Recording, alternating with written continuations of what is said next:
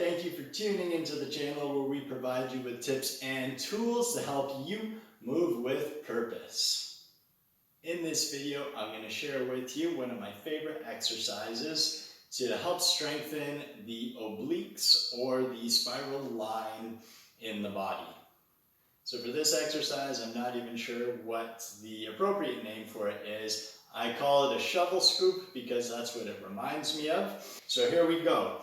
And I certainly recommend you start off light with this exercise. It can be performed with one of the lighter training bars or with a mace, so one of the bars that has a weight at the end. Basically, you're just looking for an offset weight distribution. So you're going to start off with the dowel or bar in hand, and you're going to have it longer on the one side. Now, to make it easier, you can have a wider grip. To make it tougher, you can have a narrower grip. So we're going to anchor our feet into the ground, much like the way that you would for your deadlift or a Romanian deadlift. So I'm going to point my toes forward. I'm going to eagle claw myself into the ground, making sure that that arch is there with a little bit of torque, so external rotation from the hips to make sure I'm well anchored. From this position, I'm going to have a neutral spine.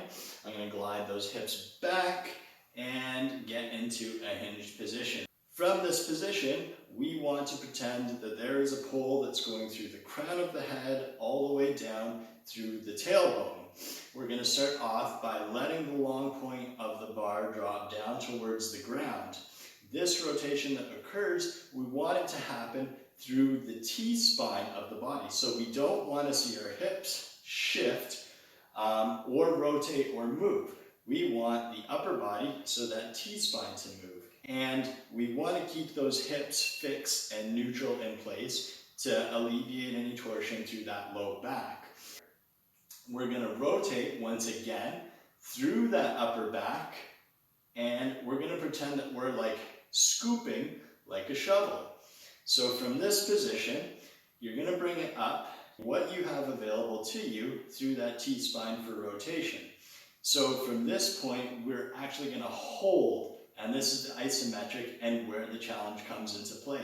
In this hinged position, our obliques really have to fight to keep those hips nice and balanced and anchored down so that they are not rotating or moving. So from here, we're slowly going to come out.